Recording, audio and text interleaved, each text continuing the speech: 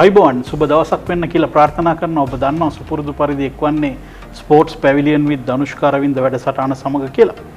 ඉතින් අදත් අප සුපුරුදු පරිදි කතා බහ කරන්නේ ශ්‍රී ලංකාවේ ක්‍රිකට් ක්‍රීඩාව පිළිබඳව. ඒ පිළිබඳව කතා බහ කරන්නට සුවිශේෂී චරිතයක් අපි අද වැඩසටහනට රැගෙන ආවා.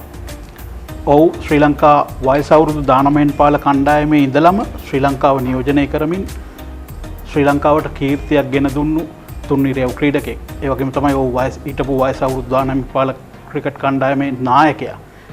දැන් මේ වන විට ශ්‍රී ලංකා ලෙජන්ඩ්ස් කණ්ඩායම නියෝජනය කරමින් ඉන්නවා.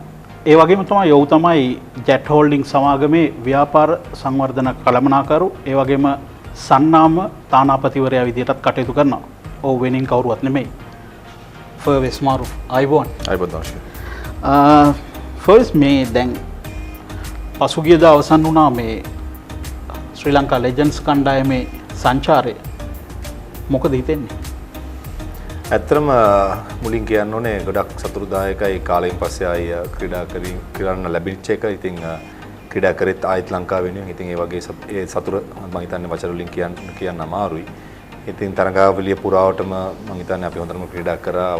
අවසන් මා තරඟයේදී පොඩි වෙච්ච වැරදි එකක් දෙකක් නිසා අපිට මේ තරඟය දිනා ගන්න බැරි වුණා. ඉතින් මතක් කරන්න ඕන දෙයක් තමයි මම හිතන්නේ මුළු ලංකාවේ සහ ලංකාවේ ඉන්න මිනිස්සු ඒ වගේම ලාංකිකයන් පිටරට ඉන්න කට්ටියත් ගොඩක් අපිට මාර සපෝට් එකක් දුන්නා. ඉතින් අපිට හරි දිරිමත් වුණා ඒක නිසා. ඉතින් ඒ ටූර්නමන්ට් එක ගැන කිව්වොත් ධනුෂ මම හිතන්නේ කාලෙකින් පස්සේ අපි වෘත්තීය වශයෙන් ක්‍රීඩා කරපු ක්‍රීඩියෝ ඔක්කොම රිටයර් වුණාට පස්සේ නැවතත් හම්බුනේ පළවෙනි පාරට. ඉතින් ඒ ගත කරපු ඉන්දියාවේ දවස් 21 මම හිතන්නේ අපි ගොඩක් මේ එකට හිටියා, එකට සෝන්දව හිටියා, පවුලක් වගේ හිටියා. මම හිතන්නේ අපි තරඟාවලියේ සක්සස් වෙන්න එක හේතුවක් ඒක. ඉතින් මම හිතන්නේ මට ඒක ඇත්තටම වචන වලින් කියන්නත් අමාරුයි, මිල කරන්නත් අමාරුයි. ඒ ලැබිච්ච තෘප්තියයි ඒ වින්දනය. දැන් ඒ තරඟාවලිය ගැන කතා කරද්දි මාරුෆ් මේ මිනිස්සු ආයමත් ටෙලිවිෂන් තිර මත වලට එන්න පටන් ගත්තා මේ ක්‍රිකට් තරඟ නරඹන්න. සනත් ගහනවා, මාරුෆ් ගෝල් කරනවා, රසල් ෆීල් කරනවා. මේ පරණ ක්‍රීඩකයෝ දිහා බලන්න මිනිස්සු ගොඩාක් ආදරය කරා. මේ ආදරේ කොහොමද කණ්ඩායමක් විදිහට දැනුනේ ඔයගොල්ලන්ට ඒ තරඟාවලිය නිරත වෙනකොට? මම හිතන්නේ ධනුෂ්ක අපි ලංකාවෙන් යනකොට මම හිතන්නේ ලොකුවට මේ මම හිතන්නේ මාධ්‍ය සහ සමාජ මාධ්‍යවල එච්චර ලොකුවට මේක මම හිතන්නේ ප්‍රසිද්ධ වුණා කියලා. නමුත් අපි තරඟයක් දෙකක් ගහනකොට අපිත් දැක්ක ගොඩක් සමාජ මාධ්‍ය සහ අපිට ලැබුණු ප්‍රතිචාර ලංකාවේ විශේෂයෙන් ගොඩ ලොකු දෙයක් කියලා. ඊපස්සේ මම හිතන්නේ අපි පළවෙනි තරඟ දෙකෙන් විතර පස්සේ හැංගිච්ච දෙයක් තමයි මුළු කණ්ඩායමට මුළු ලංකාවම බලන් ඉන්නේ මේ ක්‍රීඩාව. ඒ වගේම අපිට සමහර VIP ශ්‍රී ලංකාවෙන් කතා කරලා අපිට දිරි ගන්න පුවිදිත ඒව බලනකොට අපි කණ්ඩායම ඇතුලේ කතා වුණා මේක දැන් මේ විහිළුවක් නෙමෙයි. අපි මේක ඇත්තටම කවුද කතා කරපු? ගොඩක් අය කතා කරා. ධනුෂ කෙනෙක් කියලා කියන්න අමාරුයි. මම නන්නෝ කීයටියොත් හොඳයි කියලා මම හිතනවා. ගොඩක් අය කතා කරලා අතම දිරිමත් කෙරෙව්වා. ඒ කියන්නේ ලංකාවෙත් කිව්වේ ලංකාවේ ඔක්කොම බලන් ඉන්න ඒගොල්ලන්ට ලොකුම බලාපොරොත්තුව. ඒකත් අපි අත්තම කතා කරොත් පෞද්ගලික කාලේ අපි ක්‍රිකට් ලොකු මම හිතන්නේ අපේ ජනතාවට අපේ ක්‍රිකට් ප්‍රේක්ෂකයන්ට අපි ලොකු මේ ජයග්‍රහණයක් ලබා දෙන්න බැරි වුණා. ඉතින් මම හිතන්නේ අපි ආයෙ සෙල්ලම් කරලා විශේෂයෙන් සනත් අයියා, දිල්ෂන් අයිලා වගේ කට්ටිය මම හිතන්නේ ආයෙ සෙල්ලම් කරලා මිනිස්සු අර ඒ පරණ තිබ්බ ෆීලිං එක ආයෙ ආවා කියලා කියන්න බං. ඒ මුලදී. ඊට පස්සේ අපි තරඟ දෙයක් තුනක් ගහනකොට තමයි මම හිතන්නේ තේරුනේ කණ්ඩායමක් වශයෙන් අපිට යම් කිසි දෙයක් කරන්න පුළුවන් දෙයක්. ඇත්තම කිව්වොත් පළවෙනි තරඟය අපි බටහිරින්දක දෙක සෙල්ලම් කරනකොට අපි උනත් ෂුවර් නෑ අපි කොහොම ගහයිද කියලා. උදාහරණ කිව්වොත් අපි ලංකාවේ ගිය කට්ටිය දවසයි ප්‍රැක්ටිස් කරේ. ඊට පස්සේ ඉන්දියාවේ ගිහලා දවස් දෙකක් ප්‍රැක්ටිස් කරා. ඊට පස්සේ එකපාර මේ ඩේ නයිට් එක මේ නයිට් මැච් එකක් ගැව්වා. අපි ලයිට් වල ගහලා නැහැ අවුරුද්දකින් විතර. අන්තිමට ගිය පාරේ. ඉතින් ප්‍රෙපරේෂන් නැත් එච්චර හොඳට තිබ්බේ නැහැ. ඉතින් අපි දැනගත්තා ලේසි වෙන්නේ නැහැ. ඊට පස්සේ පල්ලි මැච් එක දෙන්නම බටහිරින්ද කොදේව තරඟේ දෙන්නම ඇත්තටම අපිට කොන්ෆරන්ස් එකක් ආවා. අපිත් තාම හොඳයි කියලා. මම විශේෂයෙන් මම ගත්තොත් පෞද්ගලිකව පල්ලි තරඟේ පන්දු යවන්න කලින් මම ගොඩක් ෂුවර් නැති විදිහට මොනවා ලොකු දෙගිඩියාවක් තිබ්බා. ඇත්තම කිව්වොත් ලොකු දෙගිඩියාවක් තිබ්බා. ඉතින් ඒ දෙගිඩියාව එන්න තරඟ සෙල්ලම් කරනකොට පරිණත වෙනකොට අයින් වුණා. ඉතින් අපේ වෘත්තීය ක්‍රීඩකයන්ගේ තියෙන එක්ස්පීරියන්ස් අත්දැකීම තමයි ඒක. සෙල්ලම් කරන්න naturally body එක යූස් වෙනවා ක්‍රීඩාව. දැන් උදාහරණයක් විදිහට ඔයා කියපු කාරණාව ඇත්ත මේ කියන්නේ සනත් ජයසූරිය අවසන් තරඟයට වෙනකොට ඔහුගේ සුපුරුදු රිද්මයට මම කියන්න ඕනේ ගත්තවා දනිෂ්ක සනත් අයියා තරඟයේ ශ්‍රී ලංකාන කලින් බංග්ලාදේශ තරඟයේ මම හිතන තුන්වෙනි තරඟයේ ඔහුගේ හැම්ස්ට්‍රින්ග් එක ඉරුණා. ඉතින් ඔහුට මම මතක විදිහට එංගලන්තේ තරඟයේ ශ්‍රී ලංකාන්න බැරි වුණා. ඊට පස්සේ එයා අවුරුදු 52කට ඔහු කරපු කැපකිරීම මේ ජිම් එකේ ඒකත් මමත් පළවෙනි තරඟයේදී මමත් ආබාධයට ලක් වුණා. ඉතින් විශේෂයෙන් සනත් ගැන කියන්න ඒකත් ඒ වයසත් එක්ක උට තියෙන ඩෙඩිකේෂන් එක ලංකාව දිනවන්න ගහන්න තියෙන ආසාව මම හිතන්නේ යා ලාබාල ක්‍රීඩකයෙක් හෝ වේවා අපිට හෝ වේවා මම හිතන්නේ හොඳ උදාහරණයක් ඒක අපි දැක්ක ඇස් දෙකට කොච්චර හાર્ඩ් වර්ක් කරා කියලා ඒ වගේම ඩිල්ෂාන් කකුල් දෙකේම හැම්ස්ට්‍රින්ග් ගිල්ලත් හැම තරගම සෙල්ලම් කරා. ඒක අපිට ඇත්තටම ඉන්ජෙක්ෂන් එකක් ගහගෙන ඉන්ජෙක්ෂන් එකකුත් ගැහුවා අන්තිමට. ඉතින් මට මතක විදිහට සෙම් ෆයිනල් එක ගහන්න කලින් 6 දෙනෙක් ඉන්ජර්. 6 දෙනෙක් ඉන්ජර්. ඒකත් අපි තියාගෙන අපි සිංහලෙන් කියන රෝලක් ගහනවා කියලා. ෆිසියොත් එක රෝලක් ගහගෙන ඉන්ජෙක්ෂන් ගගා ප්ලේන් එකක ගැව්වේ අපිට තිබ්බ අර ප්‍රයිඩ් එකට. ඒකත් ලංකාවෙන් බලන් ඉන්න අපිත් ආසයි. මම විශේෂයෙන් මම දන්නවා අපි ඔපොසිෂන් ටීම් එක අපි ගමු ලාරා සචින් තෙන්දුල්කර්. ඉතින් අපිට ආයේ හම්බෙන්නේ නැහැ ඒ ඔප්ෂන් එකක්. ඒ වගේම අපේ ඉන්න ක්‍රීඩකයෝ රංගන අයියලා කුලේලා උපුල් තරංග අපි කාලෙක පස්සේ ළඟනේ ඒක තෘප්තියක් ඇත්තම. අපි ලබන දායාදයක්. ඉතින් ආබාධයක් තිබ්බත් නැතත් ඇඟ බෑගුවත් හිතහා කියන සයිස් එකට හිටියා අපි. ඉතින් සනත්ය විශේෂයෙන් මම උදාහරණයක් ගත්තේ එයාගේ තියෙන වයසත් එක්ක එයාගේ තිබු ඩෙඩිකේෂන් එක කොමාරියෝ සෙම් ෆයිනල් එක ගැව්වා. ඉතින් ඒකෙන් තේරෙනවා අපි ඒ උදාහරණ නැති මම හිතන්නේ අපි තරංගාවලට මුහුණ දුන්නේ කොහොමද කියලා තියෙන මේ ඇටිටියුඩ් එක. ඔව් දැන් අපි අවසන් මහා තරඟයට එනවා ඉන්දිය කණ්ඩායමත් එක්ක තමයි තිබුණේ. පරාජයටපත් වුණා මේ කණ්ඩායම ඇතුලේ ඊ පෙරදුනාට පස්සේ මොන වගේ මානසිකත්වයක්ද තිබුණේ? දුක් වුණාද නැත්නම් මේක දිනන්න තිබුණා කියලා හදාසක් තිබුණා? මාරුෆුත් හොඳට පන්දු වේවා මං හිතන්නේ ලකුණු 16යි පන්දු වාර 4දී. සෙම් ෆයිනල් එක ගහන්න කලින් අරවින්ද ඔව් මේ මම කීප දත් තමයි මගේ ඊට පස්සේ 4-5 දිනකට සෙම් ෆයිනල් තමයි ෆයිනල් එක අපි. ඒ කිව්වොත් මට තිබ්බ මාර් ප්‍රෙෂර් එකක්. අයි පීඩනේ තිබ්බේ මම දන්නේ ඇයි කියලා සාමාන්‍ය ෆයිනල් එකට ගියාම අපි කියනවා ඉංග්‍රීසියෙන් anyone's game. එදා දවසට හොඳට කරන කට්ටිය සෙල්ලම් කරනවා. දිනනවා. සෙම් ෆයිනල් එකේදී සවුත් ආෆ්‍රිකාත් එක්ක ලොකුම ප්‍රෙෂර් මැච් එක තිබ්බේ මට එදා. ඉතින් ඒක දින්නම ඒ තරඟ අපි ගැහුවම මට ඇත්තටම ලොකු බරක් ඇඟෙන් අයින් වුණා. මම ෆයිනල් එකට ආවේ හරිම කියන්නේ ටෙන්ෂන් නැති තිබ්බ ප්‍රෙෂර් එකක් තිබ්බ. හැබැයි හොඳ කොන්ෆිඩන්ස් මට තිබ්බා. මම හිතන්නේ ඒක වෙන්න නැති මම හොඳට පන්දු යවුවා. ඔව්. හරි. හැබැයි අපි තරංගාවල පන්දු වලට කවුරුත් වැඩි ගහන්න. ඔව් ඒ කියන්නේ ඒක මම කියන්නේ ප්‍රෙෂර් එකක් නැතුව. ඒ කියන්නේ වේගය අඩාල කරමින් මගේ තියෙන මං ගහන කාලෙත් මගේ තිබ්බ අංගනයක් තමයි හොඳ අංගනයක් තමයි ධනුෂ්ක. පිටිකරුව වේලපයින් අඳුරගන්න ඒ විදිහට මම පන්දු යවන එක. ඉතින් ගොඩක් ගත්තොත් මම නව පන්දුවෙන්. ඒ අන්තිම ඕස් දෙක නෙමෙයි. ඔව්. මුලින් දා පළවෙනි ඕවර් දෙක මම වැඩි හිමින් පන්දු යවුවේ නැහැ. ඔව්. මම යූසුෆ් පතාන්නේ ගොඩක් හයියෙන් දැම්මේ. ඔව්. හැබැයි යන්න උන් ගහන්න ඉන්නකොට මම ගොඩක් වේගය අඩාල කළා. උන්ට මම වේගය දුන්නේ නැහැ ගහන්න. උන් වේගය හදා ගන්නවා. එතකොට ඕන පිටිකරුවෙක් දන්නවා. පන්දු යවන්න හිමින් පන්දු යවන්න වැඩි වෙන තමන්ගේ අපි කියනවා ෂේප් එකක් තියන් ගහන්න ඕනේ කියලා. ඒක කඩා ගන්න පුළුවන් ගොඩක් හිමින් පන්දු දාලා හරි තරක් දැම්මා. හිමින් පන්දුත් හරි තරක් තියෙනවා දාගන්න. හරි විදියක් තියෙනවා. දැන් ඒ වගේ පිටිකරුවන්ට වෙනස් වෙනවා. දැන් යුවරාජ් සිංට මම හිමින් පන්දු කොටට දැම්මේ නැහැ. මම දැන් පුළුවන් තරම් ඉස්සරහට. යූසුෆ් පතාන් මම කොටට දැම්මේ ගොඩක්. මම දන්නවා ඌට ඉස්සරහ දැම්මොත් නම් එළියට ගහනවා කොහොමත්. බේරෙන්න පුළුවන් හොඳ විදිය ඒ වෙලාවේ. ඒ වෙලාවේ මට කඩුලක් ගන්න බෝ ගන්නත් බෑ. ඒක මමත් පුළුවන් තරම් ලකුණු අඩුයි ගන්න ඕන නිසා. ඉතින් ඒ වගේ මම හිතන්නේ අවසානවන්ත ලෙස 180ක් ගිය ගණන් පොඩ්ඩක් වැඩි. අපි හිතුවේ උඩපන්දුවක් එම ගිලී ගියා. ඔව් මම හිතන අවසානවන්ත ලෙස උඩපන්දුකුත් ගියා. ඉතින් ඒව ක්‍රිකට් වල වෙනවා. ඉතින් කරන්නම නවත්තන්නම අමාරුයි. නමුත් මම පර්සනලි මම හිතුවේ 170ක් වගේ තිබ්බනම් මුලදී ගාගෙන එනකොටත් අපි හොඳට පන්දු යවුවා. 180ක් වුණාම පොඩ්ඩක් සයිකොලොජිකලි එකලම් පොඩ උඩ හිටියේ. නමුත් මම හිතන්නේ 180ත් පාස්කෝ ඒ විකට් එක අනුව පොඩි ඩිව් එකකුත් තිබ්බා පුන් පින්නකුත් තිබ්බා. අද ෆයිනල් එකක් එක්ක හැබැයි මම හිතන්නේ අපි පන්දු රැකීමෙන් හා පන්දු යැවීමෙන් වෙච්ච පොඩි වැරදි නිසා තමයි මම හිතන්නේ අපි ගොඩක් පසුබහින්න ලකුණේ.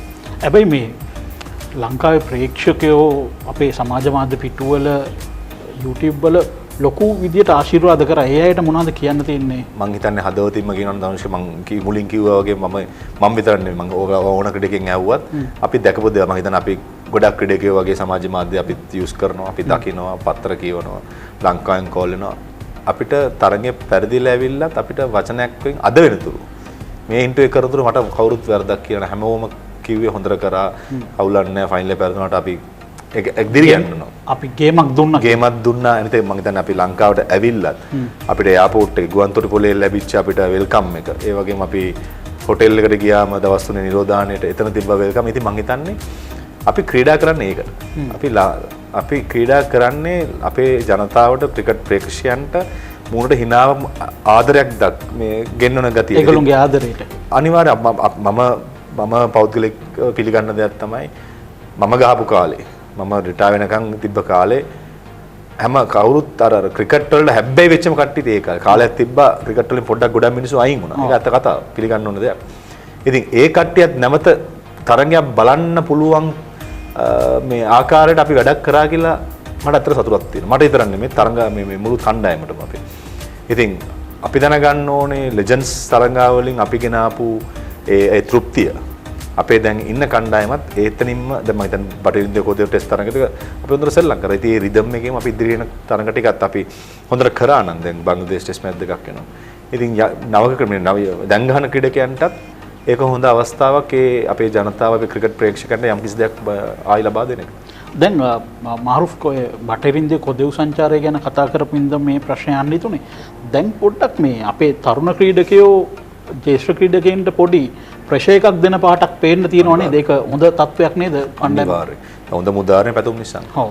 අපි කාලයක් තිස්සේ බලන් හිටියා හම්බේ කියලා ඒකත් උත් අපේ මගේ ක්‍රීඩා සමාජය සෙල්ලම් කරන මම NCC ක්‍රීඩා සමාජය. කොච්චර හොඳ ක්‍රීඩකයෙක්ද කියලා ඉතින් හොඳම වා කියපු දෙයට හොඳම උදාහරණ පැතුම් නිසා. ඉතින් ඒක ඇත්තටම ක්‍රිකට් වලට හොඳයි. ඔයත් එක්ක සමකාලීනව සෙල්ලම් කරා. මම මාත් එක්ක අවුරුදු මාත් එක්ක සෙල්ලම් කරේ නැහැ. නමුත් මාත් එක්ක අගේන්ස්ට් ගියා. ඒ කියන්නේ මම 2016 NCC මම කණ්ඩායමේ නායකත්වයේ දරද්දි තමයි මම මුලින් ඕක දැක්කේ. එතකොට ඒ කාලේ තරඟෙදී NCC ඔව් ගැව්වේ මට මතක විතර බදුල්ලිය. එතකොට අපිට 50ව දෙකක් ගැහුවා මැච් වන්ඩේ දෙකකදී. ඉතින් ඒතකොට අපි මං ඉරියව කෙටපු පුණකරුත් මමත් ඒ වෙලාවේ යෂන් අයියත් අපි කතා කරා ඌට එන්න කියලා NCC. ඌ ආවේ නැහැ. නමුත් ඌට හරි වෙලාවේ ඌ NCC ආවා. මම හිතන්නේ හරි කාලේ ඌ ආවා. මම හිතන්නේ ලොකු අනාගතයක් තියෙනවා ඒ ක්‍රීඩකයාට. ඉතින් හොඳ උදාහරණ වාකීපක ඒක. ඒ වගේම ඒකෙන් වෙන්නේ නවක ක්‍රීඩකයන් හොඳට ඇවිල්ලා කරන එකෙන් වෙන්නේ අනුෂ්ක ජේෂ්ඨ ක්‍රීඩකයන්ට තියෙනවා දැන් පීඩනයක්. තමන් හොඳට ක්‍රීඩා කරන්න ඕනේ, තමන් පර්ෆෝම් කරන්න ඕනේ, කණ්ඩායම ඉවත් වෙන්න පුළුවන්. නැත්නම් කණ්ඩායම ඉවත්. ඒකත් මමත් දැකීමෙන් දන්නවා. ජේෂ්ඨ ක්‍රීඩකෙක් වුණාම වයසට ගියාම පොඩ්ඩක් තියපැන්නම එළියට ගියාම ඇතුළට එන්න පොඩ්ඩක් අමාරුයි. ඉතින් ඒතර ජේෂ්ඨ ක්‍රීඩකයෝ දැනගන්න ඕනේ ඇතුළේ ඉන්නකම් පර්ෆෝම් කළා තමන්ගේ ස්ථානයත් රැකගන්න. ඉතින් ඒක තව ප්‍රෙෂර් එකක්.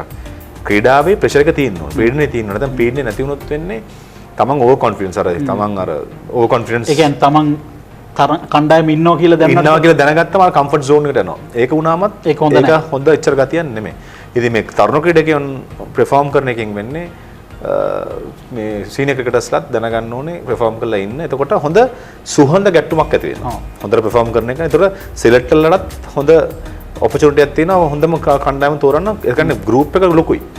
සාමාන්‍ය 20ක් ඉන්නවනම් සමහර 25 30 වෙන්න පුළුවන්. ඒක ඇත්තටම මම හිතන්නේ තේරුම් කමිටුවේ සමාජිකයන්ගේට දෙන්න පුළුවන් හොඳ ඉස්සරහදයක් ඒක. ඔව් දැන් ඔබ ඒ කියපු කාරණාවත් එක්ක ඉස්සරහට යන්න හිතුවා මේ දැන් කුසල් ජනිත් පෙරේරා, කුසල් මෙන්ඩිස්, අවිෂ්ක ප්‍රනාන්දු, ඉසුරු උදාන ඒ වගේ ක්‍රීඩකයෝ ගණනාවක් එළියේ ඉන්නේ දැන්. ඒ තරඟකාරීත්වය මාර වැදගත් නේද? මම දකින්නේ ධනුෂ්ක ඕ නම් කරපු ක්‍රීඩකයෝ 4 දෙනා මම හිතන ආබාධයට ලක් වෙලා හිටියේ. ඉතින් ඒක තමයි උන්ට ටුවර් එක යන්න බැරි. ඉතින් ඔවුන්වත් මම හිතන්නේ ලංකාවේ ලොකු සේවයක් කළා තියෙනවා. ඒ වගේම ලොකු අනාගතයක් තියෙනවා. ඉතින් ඔවුන්වත් තියාගෙන නවකයන්වත් තියාගෙන මම හිතන්නේ අපිට හොඳ සංකලනයක් එක්ක හොඳ සංජිතයක් හදාගන්න පුළුවන් කාලේ දැන් තමයි. විශේෂයෙන් අපි මේ අවුරුද්ද ක්‍රිකට් බැලුවොත් ධනුෂ් අපිට කිසිම බ්‍රේක් එකක් නැහැ. මම හිතන්නේ දෙසැම්බර් වෙනකන් දිගටම ගහන්න දෙනවා ක්‍රිකට්. ඉතින් අපේ ලොකුම ටූර්නමන්ට් එකේ ඉන්නේ 20 ලෝක කුසලානේ අපි ක්වොලිෆයින් ගන්නත් ඕනේ. ඉතින් එතකොට අපි මම හිතන්නේ ලබන මාසෙ වෙනකොට අපේ 20 ටීම් එක අපි හදාන්න තියෙනවා. අපිට තව එක්ස්පෙරිමන්ට් කරන අත්හදා බලන කාලයක් නැහැ. හොඳ ක්‍රීඩකයෝ 17ක් විතර සෙට් කරගත්තා. ඒගොල්ලන්ගේ දිගට අරන් ගියා. අන්තිමට මම හිතන්නේ මාසෙකට කලින් ටීම් එක කියනකොට දෙන්නෙක් මේ ඩොප් වෙන්න පුළුවන්. ඉතුරු 15ත් එක්ක අපි යන්න ඕනේ. ඒක තමයි අපේ නම්බර් 1 ටාගට්.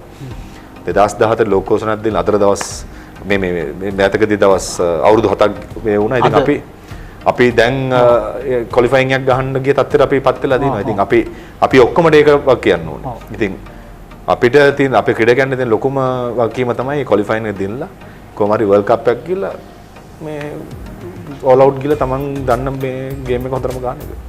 දැන් ඔය ගැන කතා කරද්දි මේ පෞගි දවස්වල සමාජ මාධ්‍යවල පොඩි කතන්දර ටිකක් ගියා මේ ෆර්වෙස් මාරුෆුත් මේ ශ්‍රී ලංකා ක්‍රිකට් එක පැත්තට යනවාදෝ කියලා කතාවක් යනවා. ඇත්තද මේ මැනේජර් තනතුරක් වගේ අරගෙන හංගන්න දෙයක් නැහැ. ඉතින් මම දැක්ක සමාජ මාධ්‍ය දාලා තිබ්බා. ඉතින් මම පළවෙනි වතාවට මාධ්‍ය කතා කරන. ඉතින් මම අතර ඇප්ලයි කරා කරුණාකරුගේ ස්ථානය ඇඩ්වර්ටයිස් කරලා තිබ්බ පත්‍රේ. පළවෙනි වතාවට මේ කියන්නේ. පළවෙනි වතාවට මම මේ කියන්නේ වෙබ්සයිට් එකේ මම දැක්කා. ඉතින් මම හිතුවා මම කොහොමත් මම මුලින් ඉඳලම කියන දෙයක් තමයි මම ගොඩක් කැමති ඇඩ්මිනිස්ට්‍රේෂන් පැත්තෙන් ඉස්සරහට යන්න. ඉතින් මම අවුරුදු 19 කණ්ඩායමේ අවුරුද්දක් මැනේජර් හිටියා. ඒ වගේම කැන්ඩි ටස්කර්ස් කණ්ඩායමේ මම ක්‍රිකට් ඩිරෙක්ටර් සහ කරුණාකරු හිටියා. ඊට අමතරව ජූනියර් නැෂනල් සිලෙක්ෂන් එක අවුරුදු කමාරක් හිටියා. ඉතින් ඒ අද්දෙකෙන් මට තියෙන ඉතින් මම හිතනවා මගේ තියෙන අත්දැකීමත් ඒ වගේ මගේ තියෙන ජවයත් මම තාම තරුණයි.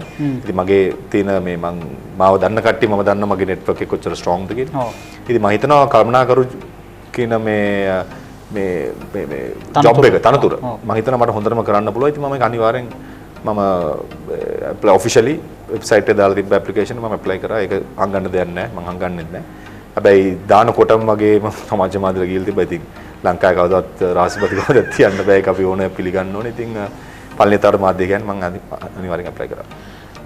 ඔව් දක්ෂයෙක් ඇත්තටම මේ නවීන ක්‍රිකට් ක්‍රීඩාව පිළිබඳව අත්දැකීම් බහුලට ක්‍රීඩකෙක්.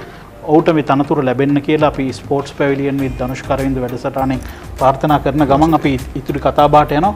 දැන් ෆර්වෙස් මාරුෆ් කියන ක්‍රීඩකයා පාසල් මට්ටමේදී කොහොමද දෙන්නේ වෙස්ලි විද්‍යාලය හරහා කොහොමද දෙන්නේ? මම ධනුෂ්ක ක්‍රීඩා පටන් ගත්තේ අවුරුදු 9 දී. ඔව්. ඊට පස්සේ අවුරුදු 11 under 11 under 13 15 17 19 හැම මේ ඒජ් ගෲප් එකම නායකත්වයේ දරුවක් මේ පාසලේදී. ඉතින් මම හරි සිස්ටම් මම ආව ඉස්සරහට. දැන් මේ පොඩි කතාවක් මෙහි බාධා කිරීමක් කරා. ඇත්තටම ෆර්වෙස් මාරුෆ් මේ කඩුළු රකින්නෙක්ද මුල් කාලේ? ඔව්. කොහොමද ඒක වෙනස් වෙන්නේ? ඔව් කතාව පොඩින් කියන්න. 13 පාල මම කණ්ඩායම මම නායකත්වයේ දරද්දී. ඒතර මට අවුරුදු 11යි. හරි. එක තරංගයක් තිබ්බා අපේ ක්‍රීඩක 5 දෙනෙක් සෙල්ලම් කරේ නැහැ මේ සනීප නැතු ඉඳලා. ඉතින් මම කොහොමද ප්‍රැක්ටිස් වල පන්දු යවනවා. මගේ පුහුණුකරු රසල්ලාම සර්. ඊට පස්සේ සර් මට කිව්වා ප්‍රසිද්ධ චරිතයක්. ඔව් අනිවාර්යයෙන්. ඉතින් රසල්ලාම සර් මට කිව්වා බෝලර්ස්ලා අඩුයි. වා ඕන්නම් විකට් කීප් කරන්න පළවෙනි ඕවරදාය. ඒකත් අපේ උස අඩි 6 පන්දු යවන්න හිටියා ඒ කාලෙම. අඩි 6ක් නෑ අඩි 5යි ගානකට විතර. ඕගේ හොඳට බවුන්ස්. වයස අවුරුදු කීයේද? 11යි මේ. අඩි 6ක් නෙමෙයි සමාවෙන්න ඕන. අඩි 5යි ගාන ඒ කාලේ හැටියට ලොකුයි. අපි කියනවා සිංහල දණ්ඩෙක් කියලා. ඉතින් උඩට කඩු රකින්න ලේසි නෑ. බොලි ගොඩක් බවුන්ස් ඉන්න. ඉතින් මට සර් කිව්වා ඔහු පන්දු යවනකම් කීප් කරලා ඔහු නැවතුවම ඔයා පන්දු යවන්න කියලා. එතකොට මාරුෆුත් උසයිද ටිකක්? මමත් ඒ තරමට උස නෑ. සාමාන්‍යයෙන් උසයි. ඉතින් එයා නවත්තපු ගමන් මම ඒතර විකට් දෙකක් දුකද කියලා තිබ්බේ. මම ඉතින් මගේ විකට් කීප් පැස් එක විකට් දීලා මම පන්දු යවුවා. මම ඒ තරගේ කඩලු 6ක් ලබා ගත්තා. හැට්‍රික් එකක් එක්ක. ඒක තමයි පළවෙනි තරගේ පන්දු යවුවේ. ඊට පස්සේ දැන් පස්සේ මට කතා කරලා කිව්වා forget about ඉංග්‍රීසිම කරන forget about wicket keeping from here onwards you are bowling කියලා. ඉතින් එතෙන්ද මම පන්දු යවන්න පටන් ගත්තේ. ඉන්පසුව මේ දිගටම පන්දු all rounder කෙනෙක් වශයෙන් ඒකවල මම ඕපනින් බැට්ස්මන් උත් එක්ක ඒ කාලේ මම ඉස්කෝලේ නම් ඇත්තටම මට විශ්වවිද්‍යාලයෙන් මට ලොකු දායකත්වයක් කියන මට වචන වලින් නිම කරන්න බෑ. ඒ දුන්න සපෝට් එක අද වෙනතුරු මම ඕන දෙයක් පාසල වෙනුවෙන් මම කැපෙලා ඉන්නේ. මට ඒ දුන්න සපෝට් එක මට කවදාවත් අමතක වෙන්නේ නැහැ. ඉතින් ඒ ගත්ත ඩිසිෂන් එක මම නෙමෙයි ඇත්තටම මට ඩිසිෂන් එක රසල්ලාමස දුන්නේ. ඉතින් මම හිතනවා ඒ කියන්නේ ලොකු වෙනසක් පින් සිද්ධ වෙන්න ඕනේ මේ රසල්ලාමසට නැත්තම් මේ අපිට මේ වගේ ඕල් රවුන්ඩ් මම ඉතින් පින් සිද්ධ වෙනවා අර පස් දෙනෙක් උණ හැදුන නිසා. නැත්තම් පන්දු යවන්නේ නැහැ එදා. දැන් මේ මාරුෆ් ඒ විදියට ආපු ගමන් මගේ ඔයා වයස අවුරුදු 19 පාල ශ්‍රී ලංකා කණ්ඩායමේ නායකත්වයේ ලබා ගන්නවා. ඒක කොහොමද වෙන්නේ? මම මුලින්ම ධනුෂ්ක 2000 ගිය under 15 world cup එකේ මම උපනායක. ඊට පස්සේ 2001 දෙකේ under 17 මම under 17 national team එකේ captain. මම මුලින්ම captain කරේ අවුරුදු 17 කණ්ඩායම ලංකාවේ කණ්ඩායම ඒෂියා cup එක. ඊට පස්සේ 19 world cup එක 2002 19 පාල world cup එක නවසීලන්තේ මම ක්‍රීඩකයෙක් වශයෙන් සෙල්ලම් කරා. 2004 19 world cup එක මම නායකත්වයේ දරුවා. මගේ යට තමයි ඇන්ජලෝ මැතිව් සුපුල් තරංග මගේ ක්‍රීඩකයෙක් සෙල්ලම් කරේ. ඉතින් අපි semi final level අපි quarter finals පෙරදුනා ඉන්දියාවට සුරාජ් නන්දි වගේ ක්‍රීඩකයෝ. ඉතින් ඒ ගාපු ගමන ධනුෂ්ක 19න් මම world cup එක ගහන්න කලින් ඒ ටීම් ටූර් එකක් ගියා ඉන්දියා ඒ ශ්‍රී ලංකාවේ පාකිස්තාන. ඒ කියන්නේ 19න් පාල නායකත්වය මම ඉස්කෝලේ ඉන්න ගමන් 19 නායකත්වය දරන්න කලින් මම තේරුණා යන්න. ඉතින් ඒ තරඟාවලිය ගිහිල්ලා අපි චැම්පියන් වුණා. රසලානල් කැප්ටන් කරේ. ඒකේ අවසන් තරඟේ මම තරඟේ වීරයා වුණා. මම හිතන කඩලු 4ක් ලබා ගත්තා. ඒකට ඉස්සර තිබ්බ පාකිස්තාන් තරඟේ හරි ඉන්දියා තරඟේ තව 4ක්. ඒ කියන්නේ මම 3යි මම ගෙවුවේ කඩු 9ක් ලබා ගත්තා.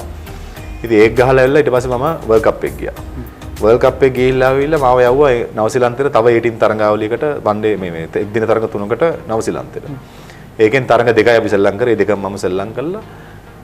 එතන ඉඳලා මට නිවුස් එක ආවා මගේ පළවෙනි ටූර් එකේ මම ජාතික කණ්ඩායමත් එක්ක මම සිම්බාබ්වේ යනවා කියලා. ඒතර මම හිතනවා පාසලේ තාම. 2004 අතරේ මාර්තු අන්තිම අප්‍රේල් මුල. ඒතර මම ඉස්කෝලේ යන ඉස්කෝලේ මම යනවා. 2003 මම A-level කරන්න හිටියා මට කරන්න හම්බුන්නේ නැහැ. ඒක 2003 මම එංගලන්තෙට ගියා ස්කෝලර්ෂිප් එකට ඒ ක්ලබ් ක්‍රිකට් ගහන්න මාස 6කට.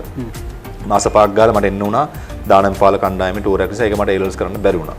2004 කරන්න ඉන්නකොට අප්‍රේල් මැයි අන්තිම අප්‍රේල් වගේ සිම්බාබ්වේ ටූර් එක ගියා. මට අවුරුදු දෙකම මට A-levels උත් මිස් වුණා. හැබැයි මම කම්ප්ලේන්ට් කරනව නෙමෙයි මම හිතන්නේ මම ලබාගත් අචීව්මන්ට් එක ඒකයි ඉස්කෝලේ මම හිතන්නේ මගෙන් පස්සේ ඉස්කෝලෙන් කෙලින්ම ආවිල්ලා ගැහුවේ තරඟයක් සෙල්ලම් කළා අවිෂ්ක ෆර්නෑන්ඩෝ. මම හිතන්නේ එතරින් පස්සේ මම හිතන්නේ කවුරුත් මේ පාසලෙන් ඇවිල්ලා සෙල්ලම් කරා කියලා. ඉතින් මම මුලින් කිව්වා වගේ එච්චර ඊගාට මම ෆාස්ට් ට්‍රැක් වෙන්න ජාතික කණ්ඩායමට ලොකු දායකත්වයක් වුණා වෙස්ලි විද්‍යාලයේ. ඒකත් ඔවුන් මට දුන්න අධ්‍යාත්මික වශයෙන් මට දුන්න සපෝට් එකයි ක්‍රීඩා පැත්තෙන් විදුහල්පතිලා මට වචලින් කියන්න අමාරුයි ඒ දුන්න මේ සපෝට් එක. ඒ වගේම තමයි දැන් මේ සිම්බාබ්වේ තරඟ සංචාරයේදී තමයි ඔබ එක් දින වරම් දිනාගන්නේ පළවෙනි එක් දින තරඟේ ඔබට කවදාකවත් අමතක වෙන්න බෑ මං හිතන්නේ. ලකුණු 35කට සිම්බාබ්වේ කණ්ඩායම දැවි යනවා. ෆර්වෙස් මාරුෆ් විශිෂ්ට පන්දු යැවීමක නිරත වෙනවා. පොඩ්ඩක් හිතන්නේ ඒ තරඟයේ විශේෂ දේවල් දෙකක් තියෙනවා. මම හිතන්නේ වාස්සයිය 300 ගත්තේ ඒ ගැට් එක 300 නේ කඩුල ගත්තේ. ඒ වගේ මගේ ඩෙබියු එකේ මං පන්දු අරු 3යි ලකුණු 3යි විකට් 3ක් කරන් අඩුම වන්ඩේ ලකුණු ගාන 35ක් හරි 35ට දවා ගත්තා. ඉතින් ඒකෙත් හොඳ කතාවක් තියෙනවා. ඒකේ තුන්වෙනි තරඟේ 3-4-5 කණ්ඩායම තරඟාවලිය ඉවරලා ටෙස්ට් තරඟ දෙකක් තිබ්බා. ඉතින් මුලින්ම කණ්ඩායම සංචිතේ නම් කරනකොට මම හිටියේ වන්ඩේ සයිඩ් එක විතරයි. ටෙස්ට් වල හිටියේ නෑ. පස්සේ මම පළවෙනි තරඟේ තුන කියන්නේ මගේ පළවෙනි තරඟ දෙක තුන්වෙනි සහ හතරවෙනි කණ්ඩායම් තරඟ දෙක ශ්‍රී ලංකාවට පස්සේ එවකට හිටපු තේරුම් කමිටු සභාපති ලලිත් කළුපෙරුමාන්තේ මම අපිත් එක්ක ටූර් එක ගිහින් හිටියා. ඌ මට කිව්වා වා යවන්නේ නැහැ වට සයිඩ් එක තියාගන්නවා කියලා. ඒ කියන්නේ මොන වගේ හැඟීමක් දාවේ ටෙස්ට්? මට ඇත්තට හැඟීමක් කියන්නේ මට ඒ ලාවේ තේරුන්නේ නැහැ මොනවද මං කියන්න ඕනේ කියලා. ඒකත් මම මං ඒ ලාවේ මට කෙලින්ම හිතුණා මට සුදඳුමුත් නැහැ නේ කියලා. ඒක මම සුදඳු මට හම්බුන්නේ නැහැ. මට සුදඳු හම්බුන්නේ නැහැ. ඒක මම ලංකාවෙන් ආවේ වන්ඩේ ටූර් එක. ඒත් මං සර් තැන්ක් යූ කියලා මම මැනේජර්ලා කිව්වා. මැනේජර් ගෝවෙන් නම් ඔයාට අඳුම් ගේන්න වෙලාවක් නැහැ. ඔයා තින කට්ටිය අදගෙන ගන්න කියලා. කාගේද ඇඳුම් ගත්තා? මං ගත්තද මට මතක නැහැ කවුද ගත්තේ කියලා. අනිත් අය ඇඳුම් අරගෙන අන්තිම ටෙස්ට් වරමුත් ලැබුවා. ටෙස්ට් තරඟ දෙකක් ලබා ගත්තා. ටෙස්ට් ඩෙබියු එකෙත් මංගල තරගෙත් රෙකෝඩ් එකක් තියෙනවා. මුරි අයියා කොට්නි වෝෂ්ගේ රෙකෝඩ් එක කැඩුවා තරගෙ. ඉතින් ඒ ටූර් එක මට අමතක වෙන්නේ අපි ලෝක වාර්තා ගොඩක් තිබ්බා. ඒකෙන් තරඟවල මම සෙල්ලම් කරා. ඉතින් මම හිතන්නේ ක්‍රීඩකෙක් වශයෙන් තමන්ගේ මංගල මේ සංචාරයේදීම මතක සටහන් ඒ වගේ මතක සටහන් හරි අඩුයි දුර්ලභයි. ඉතින් මම හිතනවා මම හරි වාසනාවන්තයි යති. ඒ වගේම ඔයාගේ නමට ලියවෙච්ච වාර්තා ගණනාවක්ම තියෙනව නේද මාරුෆ් තවමත්? මම හිතන්නේ චැම්පියන්ස් ට්‍රෝෆි එකේ බෙස්ට් බෝලිං එක තියෙනවා. ඊට අමතරව IPL එකේ මම හිතන්නේ top 5 average හරි මොකක්ද IPL පළවෙනි වසරේදීත් ඔබ තමයි සම තත්ත්වයේ ඉන්නේ සම කඩලු ලාභින්. ඉතින් මම ගොඩක් කියන්නේ ධනුෂ් මම ගහපු කාලේ මම ඇත්තටම ඉන්ජර්ඩ් වෙන්න මගේ ඉන්ජරියක් ක්‍රීඩයක් ආවම තමයි ඩ්‍රොප් වෙන්න ලොකුම හේතුව. ඉතින් මම ගහපු අර දිගටම ගහපු අවුරුදු 5 මට ගොඩක් දේවල් ලබා ගන්න පුළුවන් වුණා. මම හිතන්නේ මම මේ තත්ත්වයේ ඉන්නේ මට මෙච්චර රෙකග්නිෂන් එකක් තියෙන්නේ මගේ ජීවිතේ ඒ අවුරුදු 5 මහර වගේ මම ශ්‍රී ලංකාවේ රිප්‍රසන්ට් කළා මම තමයි මේ ඔක්කොම ලබා ගත්තේ. ඉතින් මම හිතනවා ඒ ගහගෙන එන ෆෝම් එකත් එක්ක මට පළවෙනි ඉන්ජරි ආවට පස්සේ මට අතට රිකවරියක් වෙන්න අවස්ථාවක් හම්බුණත් මම ඉන්ජර්ඩ් වෙලා ඇතුළට එනකොට මගේ නෝමල් ගතිය එන්නේ කියන්නේ සාමාන්‍ය සුපුරුදු දක්ෂතාවලට මට එන්න බැරි වුණා. ඒත් එක්කම තමයි තවත් නව ක්‍රීඩකයෝ ඇවිල්ලා මටත් වඩා හොඳට කරන්න පටන් ගත්තා. ඉතින් ක්‍රිකට් වල එක වෙනවා. අර අපි ඉංග්‍රීසියෙන් කියනවා someone's lose is someone's gain කියලා. ඉතින් ඒක තමයි මට වුනේ. ඉතින් මම කවදාවත් පසුතැවෙන්නේ නැහැ ඒකට. මම ඕපන්ලි කියනවා පසුතැවෙන්නේ නැහැ. ඕන ක්‍රීඩකෙක් රිප්ලේසබල් ඕන වෙලාවක රිප්ලේස් කරන්න ඕනේ. ඒ වගේ ෆයිට් එකක් දෙන්න ඕනේ. ඉතින් ලොකුම හේතුව මම එකපාරටම ඉන්ජරි වෙලා යන්න හේතුව ඒක මගේ වැරද්දක් කියලා කියන්නත් පුළුවන්. ඒක සමහරට මට ඊට වඩා හොඳට මගේ ආබාධ තත්ත්වයන් මට බලා ගන්න තිබ්බා කියලා හිතන්නත් පර සමහරට පුළුවන්. ඉතින් ඒ වගේ දෙයක් තමයි මට වුණේ මගේ ක්‍රිකට් දිවියේ. දැන් ඔය දැන් කතාබහ කරනකොට හිතුනේ මේ දැන් මාරුෆ් ඇවිල්ලා වයස අවුරුදු 17න් පාල 19න් පාල ඔය විදිහට නායකත්වයේ ඉඳලා ආපු කෙනෙක්. නායකත්වයට ගිය කෙනෙක් නේද ඔබ? ඒක නැති වුණේ ඇයි?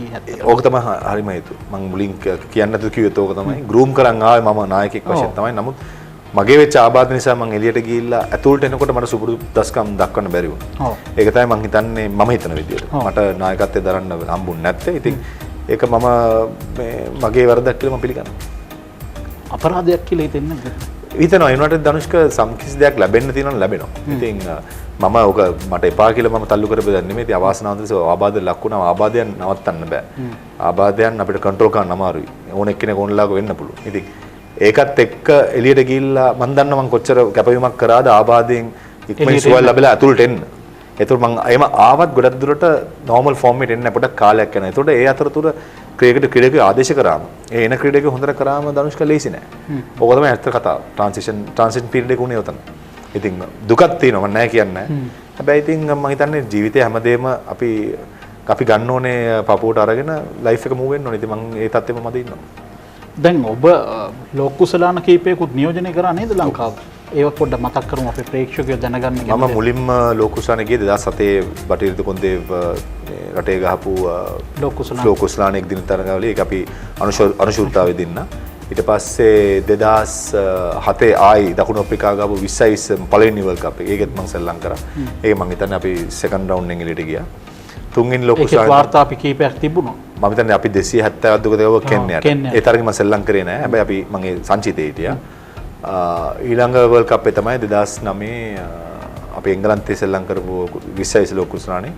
ඒකේ අපි අනුශූරතාවයේ දක්වස ඔය තුනේ මම ලෝඩ්ස් වලදී පරාජය කරා.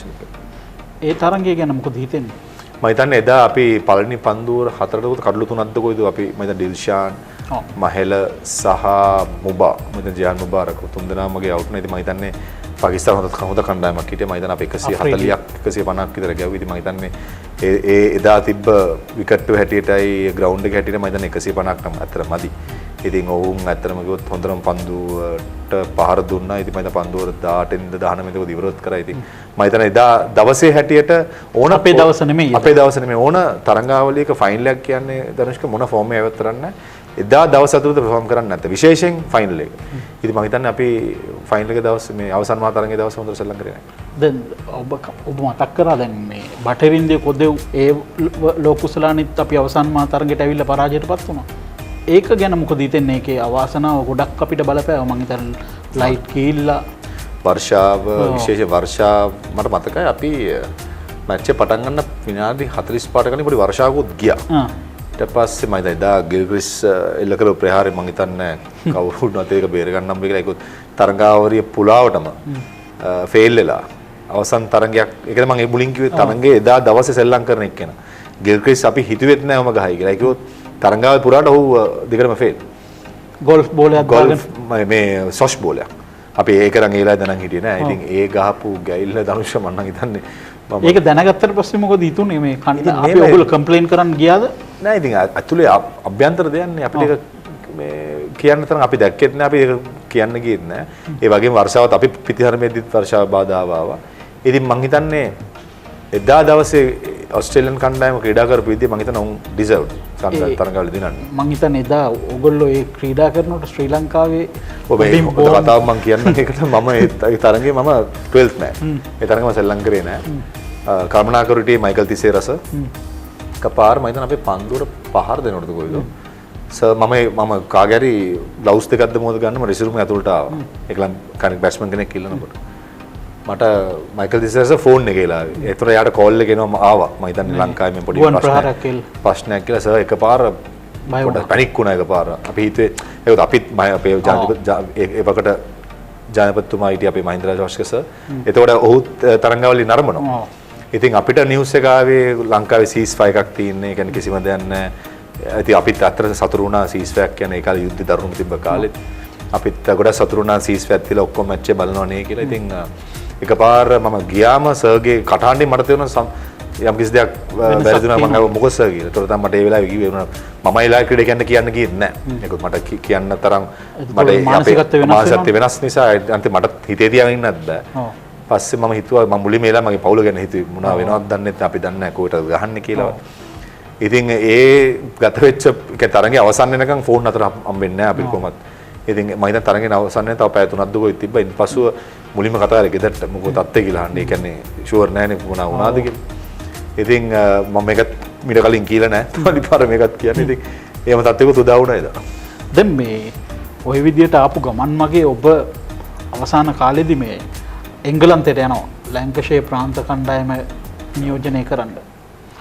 ඒ ටූර්නමන්ට් වලදී ඔබ දක්වපු දක්ෂතා ගැන පොඩ්ඩක් අපි කියමුකෝ. මම හිතන්නේ දක්ෂතා හොඳටම දක්වපු නිසා තමයි මට මගදී මම ප්‍රාන්ත ලංකේෂ කණ්ඩායම සෙල්ලම් කරන ගමන් මාව එංගලන්තේ පැවති අපේ ටෙස්ට් තරඟ 3 තරඟ වලට මාව ගෙන්නුවා. රිප්ලේස්මන්ට් ප්ලේයර් හැටියට ගිහිල්ලා පළවෙනි ටෙස්ට් තරඟ දෙක මම සෙල්ලම් කරා. මට ඕනත මට මාර්ගෙන් එක්ස්පෙක්ට් වෙච්ච දේ බලාපොරොත්තු දේ මට පර්ෆෝම් කරන්න හම්බුන්නේ නැහැ. ඒ වගේම කියන්නේ මම තරඟා එතන ටෙස්ට් තරඟ දෙක එන්න කලින් මම හොඳටම කවුන්ටිස් මැචස් ටික හොඳට සෙල්ලම් කරා. ඉතින් බලාපොරොත්තු වෙච්ච දේ මගෙන් නායකයා සහ කණ්ඩායම සහ තේරුම් කමිටුව මට කරන්න බැරි. ඒක මට දුකක් තියෙනවා. ඒ ගැන. ඔබ මේ ලැංකෂයර් පළවෙනි තරඟයේ 100ක් ගහනව නේද? ඔව්. ඒකේ මම සමසෙට් කණ්ඩායම සහ සමසෙට් කණ්ඩායමේ අජන්ත මෙන්ඩිස් සෙල්ලම් කරා. ඔව්. ඉතින් ඒ තරඟාවලි විශේෂත්වයක් තියෙනවා මේ ධනුෂ්ක. ඒ අවුරුදු 77කින් පස්සේ 2011 මම ගැව්වේ ලැංකෂයර්. අවුරුදු 77කින් පස්සේ පළවෙනි පාරට ලැංකෂයර් කණ්ඩායම කවුන්ටි චැම්පියන්ෂිප් දිනන්නේ ඩිවිෂන් 1. අද වෙනතුරු ලංකාවේ මම හිතන්නේ එක ශ්‍රී ලාංකිකෙක්වත් කවුන්ටි චැම්පියන්ෂිප් එකක් දිනලා තිනවා කියලා ක්‍රීඩකයෙක්වත්. මම හිතන්නේ මම විතරයි. මම දන්න තරමින්. ඉතින් ලොකු ගෞරවයක්. ඒක මම හිතන්නේ මට ලැබිච්ච ලොකුම ගෞරවයක්. ඒකත් ඒ කාලේ මම එනකොට එංගලන්තයේ සරංගාවලිය ඒ කියන්නේ ප්‍රාන්ත තරඟ මගේ කොන්ට්‍රැක්ට් ඉවරලා මම එනකොට මට සුබණ එකක් දුන්නා කණ්ඩායම. ඒක ලියලා තිබ්බ දේවල් දැක්කම ඇත්තට මට ඒ වෙලාවේ හිතුණා මම පොඩි ලොකු සේවයක් කරා කියලා ප්‍රාන්තේ. ඒකත් ප්‍රාන්ත තරංගාව ඒක අපි පෙන්වන්න පුළුවන් වෙයි නේ අපිට. මම අදනතුරන් කාටවත් පෙන්ලා නැහැ. ඒකත් ඒක මම something secret මම තියාගත්තා. ඒකත් මට එච්චර ඒ කියන්නේ ඒ මිල කරන්න බැරි මතක සටහනක් ඒක. මම තාම පෙන්ලා නැහැ. ඉතින් මම කැමතියි තත්ත්වෙම තියාගන්න. මේ ඉතින් ඒ වගේ ෆීලිං එකක් එක්ක තමයි මම ආවේ. ඊට පස්සේ 2012 මට එන්න කියලා කිව්වා. හැබැයි මට යන්න හම්බුන්නේ නැහැ. ඒකත් මම ජාතික කණ්ඩායමේ ඒ කාලේ ඒ අවුරුද්දේ මම ගැහුවා. ටෝස් තුනක් දුකදී මට ඒක මිස් වුණා. ඉතින් තරංගා කියන්නේ මට ක්‍රිකට් නැති කාලේ රෙකග්නයිස් වෙන්න ඒකත් මම තව එකක් කියන්නේ 2011 අය මම තරංගාවලට ගියා කියන්නේ ප්‍රාන්ත ගහන්න ගියාම මට IPL වලින් උත් රිප්ලේස්මන්ට් ප්ලේයර් කෙනෙක් වශයෙන් එන්නත් මට අවස්ථාවක් තිබ්බා යන්න. මම ටීම් එක මොකක්ද මොකුත් මම කියන්න නැතුව ඉන්නම්. එතකොට මම කල්පනා කරා රයිට් මම එංගලන්තයට ආවේ මාස 6ක් ක්‍රිකට් ගාලා ආයි ශ්‍රී ලංකා ක්‍රිකට් එකට ආයි සීනියර් එන්න වගේ තමයි මම ඒ කොන්ට්‍රැක්ට් එක බලන්න තමයි ඒ බලාපොරොත්තු තමයි මම ආවේ. ඉතින් මැදදී මට මේම IPL තරංගාවලියේ මේම ඔෆර් එකක් හම්බෙච්චලා මම ඒ වෙලාවේ නම් ගොඩක් අසරණ වුණා මොකද්ද මම කරන්න කියලා. ඉතින් ඒකට හිටපු මගේ කරුණාකරට මම කතා කරලා ඌත් මට කිව්වේ යන්න එපා.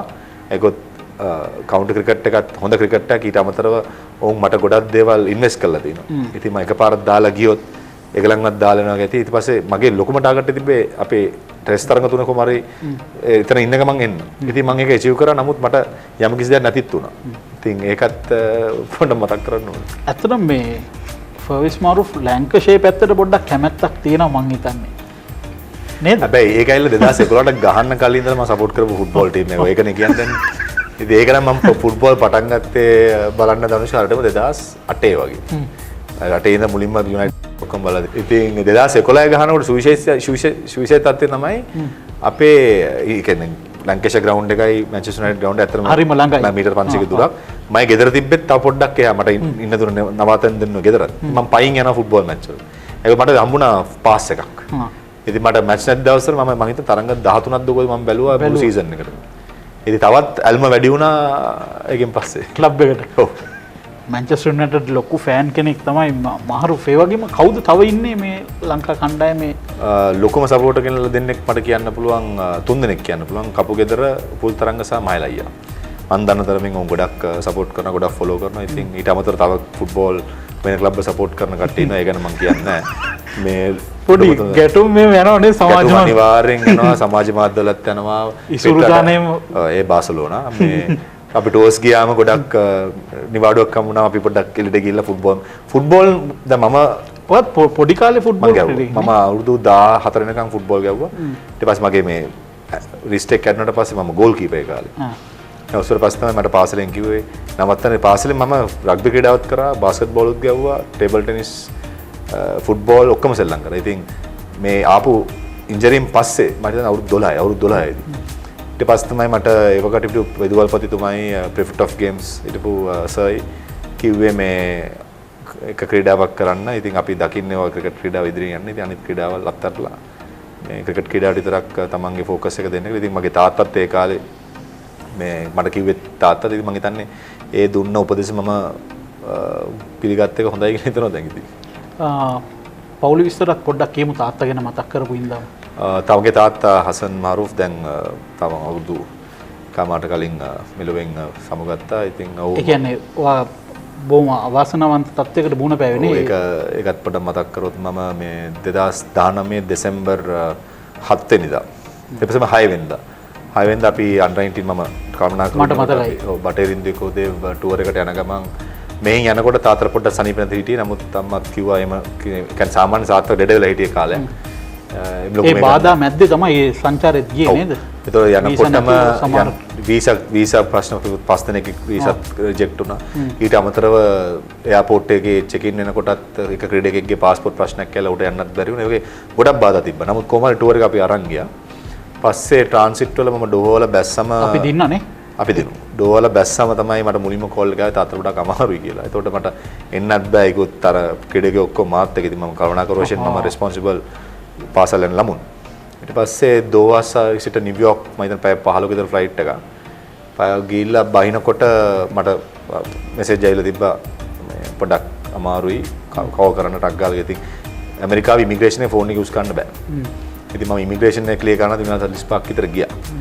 ඉන් පස්සුව ඉමිග්‍රේෂන් එක ක්ලියර් කළා මම එළියට ඇවිල්ලා වයිෆ්ට කෝල් කරා. වයිෆ්ට කතා කරලා මම හිතන විනාඩි 2-3යි කතා කරේ. එතකොටම තාත්තා ඉස්පිතාලේ ඒතර අන්තිම උස්ම මම හිතන්නේ තිබ්බේ මේ එකපාර මම හිතන්නේ අම්මා හරි කවුරු කෑ ගාපු කෑ ගාලා. ඒතකොට මම කතා කරලා විනාඩි 2-3ක් ගියේ නෑ තාත්තා නැති වුණා.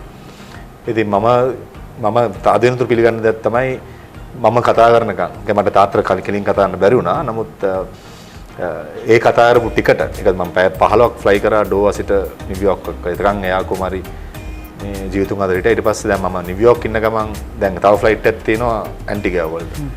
ඉතින් දැන් මම අසරණ තත්ත්වයටපත් වුණා ඒ වෙලාවේ. ඉතින් මොනවද මම කරන්නේ? ලංකාවට යන්නත් බෑ. යනවා නම් තව දවසක් අපි ආගම හැටියට අපි පැය 24ක වැඩින් තියාගන්නෙත් නෑ. ඊට පස්සේ ළමයි මාත් එක්ක එකලංගේ රෙස්පොන්සිබිලිටි ගන්න ඕනෙත් මම. ඉතින් ඒ අසරණ තත්ත්වයේ උඩ අම්මා මට කතා කරා ඒ වෙලාවේ. අම්මා මට කතා කරලා කිව්වා මේ ඔයා එන්න එපා. ආවොත් වත් එනකොටත් පරක්කු වැඩි. ළමයිත් වාගේ ඔක්කොම රෙස්පොන්සිබිලිටි එක වාගේ මේ අන්ටයි ළමයිට එකලංගේ මේක නැති කරන්න එපා. ඔයා යන්න කියලා. ඉතින් මමත් හිත අදාගෙන කොමාරි ඇන්ටිගා වලට ගියා. ගිහිල්ලා මම ඇන්ටිගා වලට පැය 6ක විතර ෆ්ලයිට් එකක් තිබ්බේ. මම හිතන්නේ අපි සම්පූර්ණ ගමන ධනුෂ්ක පැය 36ක විතර ගමනක් ගියේ අපි. ඉතින් ගියාට පස්සේ පවුදා මේ ෆේස් ටයිම් එකෙන් ෆෝන් එකෙන් තාත්තගේ හැමදේම අන්තිම මොහොත බැලුවා. ඉතින් මම කවදාවත් මට ඒ කියන්නේ අමතක වෙන්නේ නැති සිද්ධියක් ඒක. ඒ කියන්නේ තාත්තා කියන්නේ මගේ ක්‍රිකට් වල මට ABC ගන්නව එක්කෙනා. මගේ කොඳු නාලටත් වඩා හැමදේම මගේ ලේ කියන්න පුළුවන්. ඒකත් අවුරුදු 9 දී මම පටන් ගන්නකොට පාසලේ අවුරුදු 19 වෙනකම් මම ගහනකම් මගේ එක ප්‍රැක්ටිස් සෙෂන් එකක්වත් එක තරඟයක්වත් ලංකාවේ කොයි ගාවත් මිස් කළා නෑ. ඉතින් ਉਹ මගේ අවුරුදු 11 මගේ පස්සෙන්ම හිටියා. ඉතින් මම හිතන්නේ ඒ ලැබිච්ච මට මේ බැකින් එක තමයි මම හිතන්නේ අද මේ තත්ත්වෙ මම ඉවරුනේ. ඉතින් ඔහුට ඇත්තම කිව්වොත් ඔහු කරපු සේවය මට ඔහුගේ සේවය කියන්නත් පුළුවන් යුතුයකම කියන්නත් පුළුවන්. නමුත් මම හිතන්නේ ඔහු ජීවිතුන් අතර ඉන්න තාක්කල් ඔහුට ලැබෙන්න ඕන හැම මේ මෙඩිකල් කෙයා එකක්ම ඔහුට ආස කරන දේවල් මම ඔහුට යුතුයකමක් ඔක්කොම මම සිදු කරා. ඉතින් මම හිතා දා ගන්නවා ඒ අතින්. නමුත් අවාසනාවන්ත ලෙස මම උච්චර කරලත් ඔහුගේ අන්තිම මොහොතේ ඉන්න බැරිච්ච ගැන පොඩි මේ සෑහන දුකක් තියෙනවා. නමුත් දැන් හිත ලයිෆ් එක ගැන හිතලා බලනකොට මම හිතන්නේ ඔහු අපිට කරපු දේවල් ඔහුගේ ජීවිතේ අපි දැන් භුක්ති විඳිනවා. නැත්නම් මොකද ඔහු අපිට දීලා දේවල් ගෙවල් තමයි මේ අපි මේ ඉන්නේ. දැන් මටත් ළමයි ඉන්නවා. ඒ වගේ ජෙනරේෂන් එක වෙනස් වෙනවා. ෆෝස්කේ පෞලි විස්තර තව කියන්න. මගේ මම බැඳලා ඉන්නේ හස්නා මේ දැන් අපි බැඳලා අවුරුදු 12යි. දුව 6 අවුරුදු මේ අවුරුද්දේ ඔක්තෝබරට අවුරුදු 11යි. පුතා හමඩ් අවුරුදු 8යි. ක්‍රිකට් කෙනෙක් වෙයිද? ක්‍රීඩා නම් ගොඩක් කරන මොනවා කරයිද දන්නේ නැහැ ඉදිරියට. ඔහු වෙස්ලි විද්‍යාලයේ දුව බිෂොප්ස් කොලෙජ් එකේ ඊට අමතරව මගේ වයිෆ් මම පටන් ගත්ත නර්සරි එකක් දැන් මමයි තව ඉන්වෙස්ටර් දෙන්නෙක් එක්ක අවුරුදු දෙකකට කලින් ඉතින් ඒ නර්සරි එකේ එයාත් තමයි එදිනදා වැඩ බලන්නේ ඉතින් ඒ විදිහට ජීවිතය ගතේ අම්මත් ඉන්නවා අයියා අක්කා ඔක්කොම ඉන්නවා දැන් ජෙට් හෝල්ඩින් සමාගමෙත් ඔබ යම් කාර්යභාරයක් කරනවා ඒ ගැනත් පොඩ්ඩක් අපි කියමු මම ජෙට් එකට ජොයින් වුණේ ජෙට් ආයතන ජොයින් වුණේ ධනුෂ්ක 2020 සැප්තැම්බර් 1 වෙනිදා ඊට කලින් මම හිටියා වෙන කම්පැනි එක මාස් හෝල්ඩින්ග්ස් කණ්ඩායමේ මේ ආයතනයේ අවුරුදු 15ක් ඉන්පසු එතනින් අයින් වෙලා තමයි මෙතනට ආවේ ඉතින් මෙතනත් මට ලොකු කාර්යභාරයක් දීලා තිනවා ඉතින් මම හිතන්නේ ජෙට් ආයතනයේ මම ගැන ලොකු විශ්වාසයක් තිබිලා මට ලොකු කාර්යභාරයක් දීලා ඉතින් මම මගේ යුතුයකමක් යම්කිසි දෙයක් මේ යුතුයකම මේ ආයතන ලබා දෙන එක ඉතින් මගේ උපරිම මම ක්‍රිකට් ටුවර්ස් යන්න නැති වෙලාවට මම හැමදාම ඔෆිස් එනවා මට දීලා දෙන කාර්යභාරයට මම ඉටු කරනවා ඉතින් ගොඩක් ඉස්සුකම් දෙනවා මට මේ දෙන බැකින් එක ජෙට් ආයතනයට ඒ වගේම තමයි දැන් අපි පොඩ්ඩක් ක්‍රිකට් වලට ආයෙත් આવොත් මේ මාරුෆ් ඔයා වසර ගණනාවක් ශ්‍රී ලංකාව නියෝජනය කරා මේ නියෝජනය කරන අතරවාරයේ ඔබ මුහුණ දුන්නු අමාරුම පන්දු යවන්න කවුද ක්‍රීඩා කරන්න වේග පන්දු යන ගොඩක් හිටියා ඇත්තටම අපි ගන්න කාලේ ගොඩක් හයියෙන් දාන කට්ටිය කරන පොඩ අමාරු වුණා දඟ පන්දු යවන්නෙක් ගැන මම කියන්න සයිඩ් අජ්මා මට ඇත්තටම මම උට තුන් පාරක් විතර දැවි ගියා මට ඇත්තටම කියව ගන්න බැරි වෙච්ච පිරකෙක් ඒකවත් ඔහුගේ අත එන විදියයි ඒක සාමාන්‍ය ස්පිනර් කෙනෙක් පේස් එක වේරි කියන්නේ වේගය මාරු කරනකොට හරි අමාරුයි. ඉතින් සයිඩ් අජ්මල් ඒකෙන් මම හිතන්නේ හොඳටම කරපු එක නැත්නම් අමාරුම බෝල මම හිතන්නේ අවසනාවට ඕනේ නැද? ඔහුත් ඉවරයි මම හිතන්නේ ගාන කාලේ නම් මම හිතන්නේ මම විතර නෙමෙයි අපේ ලංකාවේ ගොඩක් අය ස්ට්‍රගල් කරා යත් එක්ක. ඒ වගේම තමයි දැන් ඔබ ප්‍රිය කරපු ක්‍රීඩකයෝ ඇතිනේ පුංචි කාලේ කැමැත්තක් දක්වපු කවුද ඒ අය? ලංකාවේ ක්‍රීඩකයෝ මම හිතන්නේ මම පොඩි කාලේ ඉඳන් මැච් බලනකොට ඒ කියන්නේ මගේ වීරයොත් එක මට ක්‍රීඩා කරන්න හම්බුණා. මම කිව්වොත් අපේ සනත් අයියා මාවන්න අයියා මහලයි කුමාරයා අපේ වාස අයියා මුර්ලියා අපි පොඩි කාලේ බලපු කට්ටිය. ඉතින් ඒ කට්ටියත් එක්ක මට අවුරුදු ගානක් සෙල්ලම් කරන්න හම්බුණා. මොන වගේ හැඟීමක්ද ඒක වීරයොත් එක්ක එකට ඉන්න ලැබෙන? මම හිතන්නේ මම ගහපු කාලේ තමයි අරවින්ද ධනුෂ්ක 2004 ඉඳලා 2009 8 ලොකු වෙනස්කම් වුණේ නැහැ ඒ කාලේ. වැඩි මොනොත් කණ්ඩායමේ සංචිතේ වැඩි මොනොත් ප්ලේයර්ලා 20ක් 25ක් දෙන්න ඇති. ඒගලන් තමයි හැමතිස්සෙම ගහන. ඒකත් පර්ෆෝම් වෙනවා. තරම් ගොඩක් දිනනවා. ඉතින් ඒ වගේ හොඳ කම්පිටිටිව් කාලයක මට ප්ලේස් එකක් තිබ්බගෙන මම හිතනවා මම සක්සස් එකක් කියලා අනිවාර්යයි. ඉතින් ඒ ලංකාවේ පැත්තේ. පිටරටින් ගත්තොත් මගේ අයිඩල් පොඩි කාලේ මම බලන්න ආස එකෙන්ද ග්ලෙන් මැක්ග්‍රා. ඌ ගොඩක් අනුගමනය කරා පොඩි කාලේ ඉඳන්. ඉතින් 2008 IPL තරංගාවලියේ අපි දෙන්න එකට සෙල්ලම් කරා මම හිතන්නේ තරංග 12ක් විතර. ඉතින් මම හිතන්නේ මගේ ජීවිතේ ලැබපු තව ලොකු ජයග්‍රහණයක් ක්‍රිකට් ජීවිතේ තමයි ඔහුත් සමග සෙල්ලම් කරන්න ලැබීම එක. ඉතින් ඒකට මම ගොඩක් මුලින්ම IPL එකට ස්තුතිවන්ත වුණා නැත්නම් මට කවදාවත් ඒ අවස්ථාව ලැබෙන්නේ නැහැ. ඉතින් 2008 ඔහුත් එක්ක මම තරංග මතක විතර 12ක් විතර සෙල්ලම් කරා. ඉතින් මම කිව්වා වගේ ජීවිතේ ලබාගත් ලොකු දායකයෙක්. මැග්‍රා ඔබගේ ක්‍රිකට් ජීවිතේ ලොකු වෙනසක් කරන්න අනිවාර්යයි. මම හිතන්නේ ගොඩක් ඉගෙන ගත්තා ඒ ගත කරපු මාස දෙක මම ඔහුත් එක්ක. කියන්නේ තමන් මගේ බොඩි එක බලා ගන්න විදියයි රිස්ක් පොසිෂන් අපි පන්දියවන්නගේ තියෙනවා. ඒක පන්දියවන්න හරි ඉම්පෝටන්ට් දෙයක් තමයි රිස්ක් පොසිෂන් එක. එතන ඉඳලා මම ගොඩක් යාත් එක්ක වැඩ කරා. ඉතින් 2008 වෙනකොට ඌ ඉන්ටර්නැෂනල් ක්‍රිකට් රිටයර් වෙලා. කියන්න ඕන දෙයක් තමයි දැන් මම මගේ ස්ලෝ බෝල් එක හරි යුනික්. වැඩි පන්දියවන්න එක ලෝකේ දාන්නේ. ඉතින් මැග්‍රා 2008 මාත් එක්ක ප්‍රැක්ටිස් කරනවා ඒක දාන්න.